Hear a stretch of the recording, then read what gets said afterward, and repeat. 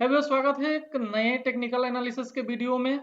हम लोग सबसे पहले देखेंगे कि कंपनी क्या करती है। उसके बाद देखेंगे कि हमें स्विंग ट्रेडिंग में क्या पॉइंट्स मतलब हमें ध्यान में रखना चाहिए। उसके बाद हम टेक्निकल एनालिसिस करेंगे, हम सारे रेंज देखेंगे कि क्या सपोर्ट रेजिस्टेंस और क्या टारगेट हो सकते हैं। और वीडियो के लास्ट में हम आपको कंक्लूजन भी बताएंगे कि किस सपोर्ट या रेजिस्टेंस से हमें क्या मैच हो रहा है और क्या टारगेट हम लोग कंसीडर कर सकते हैं और क्या बेस्ट बाइंग जोन हो सकती है।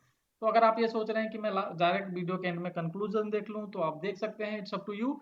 बट जो कन्विक्शन है ना, जब तक आप पूरी वीडियो नहीं देखोगे आपको कन्विक्शन नहीं होगा। आप ट्रेड में एंट्री ले लोगे, लेकिन फाइनली होगा यही कि आप बीच में निकल जाओगे और फिर आप उसमें अपने टारगेट तक होल्ड नहीं कर पाओगे। तो हम लोग देखते हैं पहले कंपनी क्या करती है। अगर हम कंपनी की बात करें तो आप देख सकते हैं कंपनी अभी एक दूसरे जो बिजनेस हैं इनके सोलर्स के भी बिजनेस है, मोटर्स हैं, स्विच गियर कंट्रोल्स हैं, तो चलो बड़े बिजनेस के लिए सॉल्यूशन प्रोवाइड करती है। बट अगर हम इनमें देखें तो हम कंपनी के बेस्ट सेलर की बात देखने की बात करेंगे। बेस्ट सेलर में आप देख सकते हो यहाँ इनके पास गीजर, एयर कूलर और बहुत सारे आयरन और मतलब बहुत सारे इंस्टेंट वाटर हीटर और बहुत सारे प्रोडक्ट हैं। अगर हम इनको शॉर्ट में देखें ना तो आप ये देख सकते हो सीलिंग फैन से लेके table fan, wall fan, pedestal fan, LED, मतलब switch gear, flexible cable, pump, solar, ये सारे सॉल्यूशन प्रोवाइड करते हैं। तो आपको एक बार जब आप इनके प्रोडक्ट को देखोगे ना तो आपको डेली कन्विक्शन आएगा कि हाँ, ये क्या प्रोडक्ट सेल करते हैं और इनकी कितनी डिमांड है। क्योंकि आजकल हर एक जैसे लोगों की कि इनकम्स बढ़ रहे हैं, लोग घर प्लान करते हैं, घर बनाना, इतने नए नए डेवलपमेंट्स हो रहे हैं, तो घर बनेंगे तो ऑब्वियस है कि उसमें हमें एलईडी चाहिए, हमें पंखा चाहिए, हमें स्विच चाहिए, हमें सॉकेट्स चाहिए। तो वो लगेगा ही, हमें फ्लेक्सिबल वायर की जरूरत पड़ेगी। तो ये सब चीजें का जो डिमांड है वो कभी कम नहीं होने वाला है। और आप देख सकते हो इन सब डिमांड की वजह से ना कंपनी हमेशा फोकस में रहेगी और कंपनी एक जानी मानी अच्छी ब्रांड भी है। ठीक है, तो अब हम लोग आगे बढ़ते हैं। अपना जो पॉइंट, अभी हमने कंपनी के बारे में देख लिया, हमारा जो दूसरा पॉइंट है हम देखते हैं उसके बारे में। ठीक है, अभी उसके बाद में हमको जो देखना है कि अभी हमें क्या हमेशा मतलब हमें अगर एज ए स्विंग ट्रेडर क्या देखना चाहिए। देखो, जो तीसरा या चौथा है ना, सही सब लोग हम लोग मोस्टली ये आपको ये 3 और 4 रखने का मतलब यही है कि आपको ना stick to your trading plan. जो भी आपका प्लान है, जो भी कन्विक्शन है ना, एक बार आप डायरी बनाइए और जो भी आपके जो बाइंग या सेलिंग लेवल्स हैं और आपने क्यों बाइंग किया है वो लिखिए। क्योंकि होता ये क्या है ना, आज को कल हमारी वीडियो देख लेंगे, आप कल को और 25 वीडियोस देख लेंगे। ठीक है, तो ज्यादा ओवर कंटेंट होने की वजह से ना कल को अगर ये स्टॉक 10% नीचे जाता है ना, आपका फेथ लूज हो जाएगा, कन्विक्शन गया कि आप वहीं सेल आउट कर दोगे। चौथा क्या है, प्रॉपर एसेट एलोकेशन होना चाहिए। 5% से ज्यादा एक स्टॉक में मत लगाइए। ठीक है, क्योंकि पैसा सेव करना है, पैसा कमाना है, बट पैसा को बचा के कमाना है ना। तो वो सबसे जरूरी बात है, क्योंकि आप पैसा कमा कोई लेता है, आप बिटकॉइन में भी पैसे कमा लोगे, लेकिन उस पैसे को कमाने के लिए आप अपने पैसे के ऊपर कितना रिस्क लिया वो इंपॉर्टेंट करता है। कई लोग बात करते हैं मैं एफएनडो में हाँ 200% बना लेता हूँ, 400% बना लेता हूँ, बट आपने 100% मनी भी तो अपना रिस्क पे लगाया है। तो हमारे इस स्विंग ट्रेडिंग में हमारा जो पैसे रिस्क रहता है वो हम कम रिस्क लेंगे और धीरे धीरे कन्विक्शन बढ़ेगा। तो इसी हिसाब से हम 5% एक स्टॉक में लगाते हैं। मैं भी वही फॉलो करता हूँ। अगर ज्यादा आपको बहुत ज्यादा मतलब कॉन्फिडेंट है कंपनी पे, तो आप 8 to 10 तक जा सकते हैं। और ये जो दूसरा है ना, पहला दूसरा, ये लोग क्या करते हैं जनरली थर्ड और फोर्थ पॉइंट से शुरू करते हैं।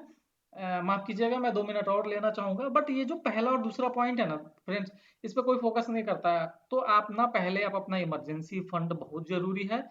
और इसके वजह से होता है क्या है ना, आपके पास इमरजेंसी फंड नहीं है, आपके पास कुछ पैसे आए तो ठीक है, एक्चुअली ये जनरल साइकोलॉजी होता है कि हमें पैसे कमाने हैं तो हम पैसे को लगा देते हैं, कल को कोई और जरूरत होता है हम इस पैसे को निकाल देते हैं। तो जो आप सोच के लगाए थे और वहां से अच्छा आउटपुट नहीं मिलता है ना, आप अगले बार फिर सोच नहीं पाते उसमें फिर इन्वेस्टमेंट स्टार्ट करने के लिए। तो लॉन्ग टर्म सोचना है और आपको इमरजेंसी फंड बनाइए।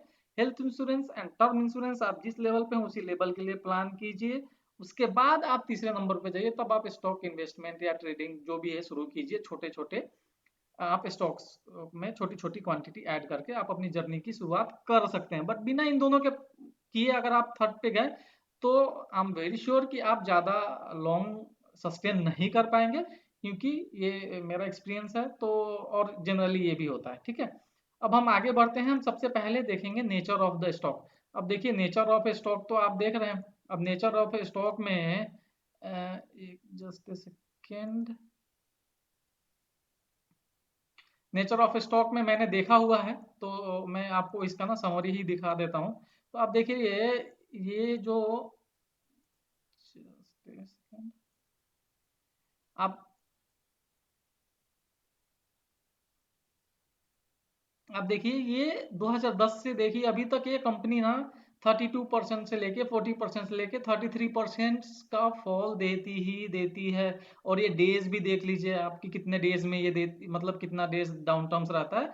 मोर और लेस एक बार अगर कोविड के सिचुएशन को हम कंसीडर ना करें तो मैक्सिमम 150 टू 190 डेज में जो इनका डाउनफॉल होता है वो कंप्लीट हो जाता है। और ऑलरेडी सितंबर से अभी तक ना 33% का गिरावट हो चुका है, और जो कि ऑलमोस्ट 190 टू 200 डेज हो गया। तो जो अभी तक का हमें फ्यूचर या जो स्टॉक का जो पास्ट देख के पता चलता है, वो ये हम इसको पास्ट देख के इसके फ्यूचर को प्रेडिक्ट कर सकते हैं। और हमें ये लग रहा है कि ये फ्यूचर में ऐसे होते आया है, और 160 से 200 दिनों के बाद में फिर ये स्टॉक अपना अपवर्ड्स मूवमेंट स्टार्ट करता है। वंस इट स्टार्टेड वो मतलब 30-40% डाउनफॉल के बाद इतने दिनों के बाद ये अपना अपवर्ड जर्नी स्टार्ट करता है। तो ऑब्वियसली स्टॉक बॉटम से 4-5% ऊपर गया है, बट अभी भी 26% डाउन है।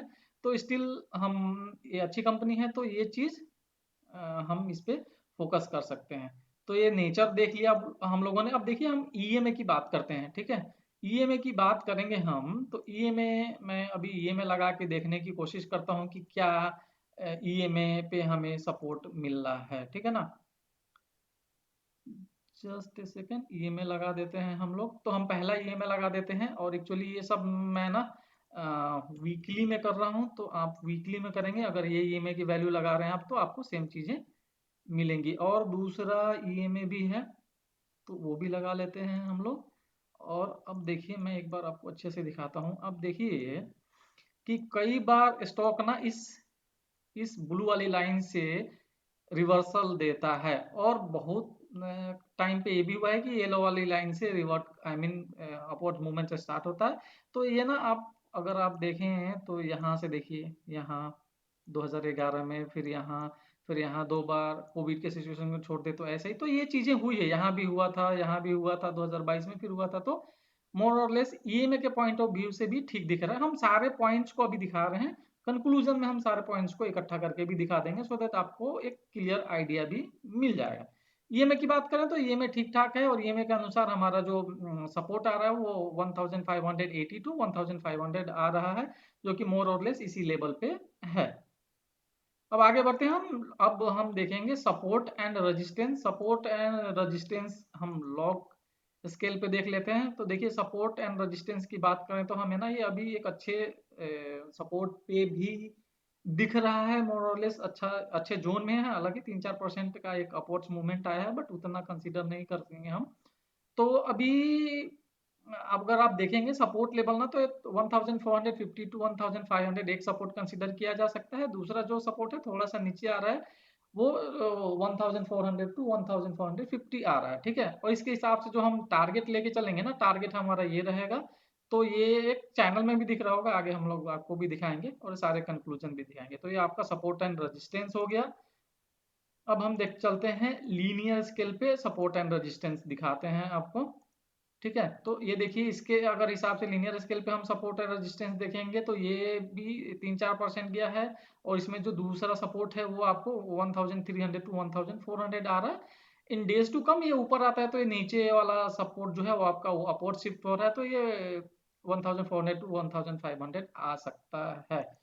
बट इस स्टॉक मार्केट में किसी भी चीज़ की गारंटी नहीं होती, तो यहाँ वहां से भी ऊपर जा सकता है, या वापस कभी भी नीचे आके इसको टच करके ऊपर जा सकते हैं, 10% और गिर सकता है। तो जरूरत है हमें चीज़ों को अच्छे से समझने का, अपने कन्विक्शन को पहले फाइनलाइज करने का, देन स्टॉक में एंट्री लेने का। एंट्री लेने के बाद फिर उसमें सोचने का नहीं। अब हम आगे बढ़ते हैं। हमने सपोर्ट रेजिस्टेंस देख लिया, अब आपको एक चैनल दिखाता हूं मैं।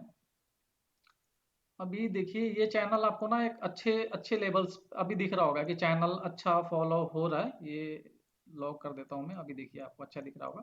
और जब भी आपको ऐसे कुछ डाउट हो ना, तो फ्रेंड्स आप लोग एक काम कर सकते हैं, आप इसको लाइन चार्ट में कन्वर्ट कर सकते हैं। अब देखिए आप ये लाइन अच्छा काम कर रहा है, तो आपको कैंडल पे अगर ज़्यादा दिक्कत लगे तो आप लाइन में कन्वर्ट कर सकते हैं देखने के लिए। अब देखिए ना ये चैनल में ठीक काम कर रहा है और यहाँ से रिवर्सल लिया है। और अगर आप ये भी देखोगे ना टॉप टू बॉटम कितने दिन लेता है, आप देखो टॉप लगाया था इसने, इसका बॉटम था कहाँ 21 में, इसने फिर 21 में ही हाई लगा दिया आपने, फिर देखो 22 में, फिर इसमें 24 में हाई लगा दिया। तो 2 साल एक ऐसे चलता है। तो यहाँ से भी ऊपर आप लाइफ टाइम हाई के लिए भी रख सकते हो, या ये जो जोन है 1900 का यहाँ के लिए भी रख सकते हैं।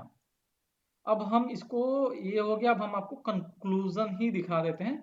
कंक्लूजन के लिए देखिए आप, देखिए जो ईएमए है, ईएमए क्या बोल रहा है, ईएमए आपका 1580 बोल रहा है, ईएमए टू 1500।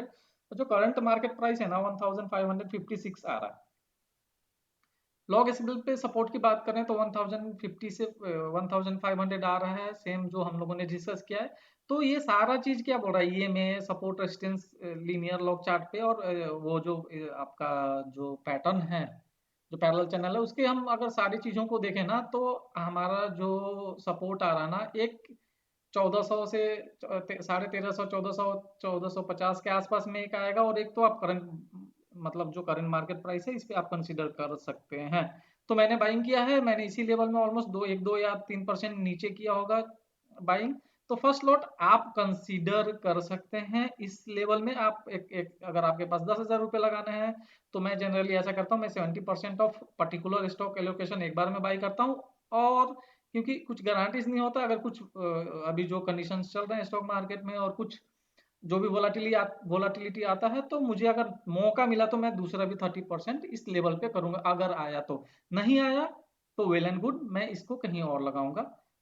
तो ये हुआ। और अगर आप जो सपोर्ट के टारगेट की बात करेंगे, तो वहाँ हम टारगेट कंसीडर करेंगे 1900 टू 1950। तो ये हुआ। और ये कोई आपका जो बाइंग रिकमेंडेशन नहीं है, मैं जो फॉलो किया हूँ, मैंने क्या देख के बाई किया है। तो अभी देखो होता क्या है ना, जनरली आप क्या करोगे, आपने बाइंग कर दिया, आपको किसी ने बता दिया, तो आप ना सबसे पहले जो आपके पास ज्यादा सोर्स ऑफ इंफॉर्मेशन है ना, उसको आप मिनिमाइज कर दो। आप किसी एक चैनल या किसी एक लोगों को फॉलो करो, और उसके बाद आप ना ये सारी चीजें कीजिए। और अगर कल को जब ये स्टॉक 10% नीचे जाएगा ना, मैं फिर इसी को खोल के देखता हूँ, अच्छा क्या हुआ है क्या नहीं हुआ। ठीक है, आप हमेशा 100% टाइम गलत नहीं हो सकते। और एक चीज बात ध्यान रखिएगा, अगर आपने 10 स्टॉक में स्विंग ट्रेडिंग के हिसाब से बाइंग करी है, तो 2-3 स्टॉक आपके जो एक्सपेक्टेशन है उसके खिलाफ जाएंगी। 3 या 4 स्टॉक होंगी कि जो जो आपने एक्सपेक्ट किया वो दे देगा, और 2-3 स्टॉक जो है ना वो आपके एक्सपेक्टेशन को भी आउट परफॉर्म कर जाएगा और बहुत अच्छा रिटर्न दे देगा। तो मोर और लेस अगर आप रूल बेस्ड ट्रेडिंग करेंगे तो आप कभी घाटे में नहीं रहेंगे। और हमेशा अच्छी कंपनियों में कीजिए, ज्यादा लालच में मत पड़िए। आप जो जो जो पेनी स्टॉक हैं उसमें आप ज्यादा लालच के चक्कर में लगा देते हैं। और बताइए इसमें जो हमारा जो ये दिख रहा है ना अभी टारगेट, वो मोरलेस 25% है, 24, 25, 26 ऐसा ही आएगा। तो 26% अगर हमें एक साल में भी मिलता है, तो हमारे जो मनी है वो 3 साल में डबल हो रहा है। तो क्या दिक्कत है, इससे ज्यादा क्यों चाहिए हमें। तो आप दोस्तों जितनी एक्सपेक्टेशन को लिमिट करके रखेंगे उतना खुश रहेंगे। और अगर आप पीसफुल नहीं फील करते हैं इन्वेस्टिंग के बाद, तो आपको इन्वेस्टिंग नहीं करना चाहिए। आप अपने पैसे को एफडी में डालिए और आराम से चैन की जिंदगी जिए। ठीक है, क्योंकि peace of mind is first priority होना चाहिए किसी का। और अगर आप अपनी एक्सपेक्टेशन को लिमिट रखेंगे, 12, 15, 20% का एक्सपेक्ट करेंगे, तो 25 भी मिल जाएगा, कोई दिक्कत नहीं है, और आप खुश रहेंगे। तो ये थी दोस्तों। तो अगर आपका कुछ कमेंट है या कुछ सुझाव है या कुछ और कवर करना चाहते हैं आप, तो प्लीज़ डू कमेंट। एंड आप वीडियो को शेयर और लाइक तो ज़रूर कीजिए। मिलते हैं नेक्स्ट वीडियो में, तब तक के लिए जय हिंद, गुड बाय।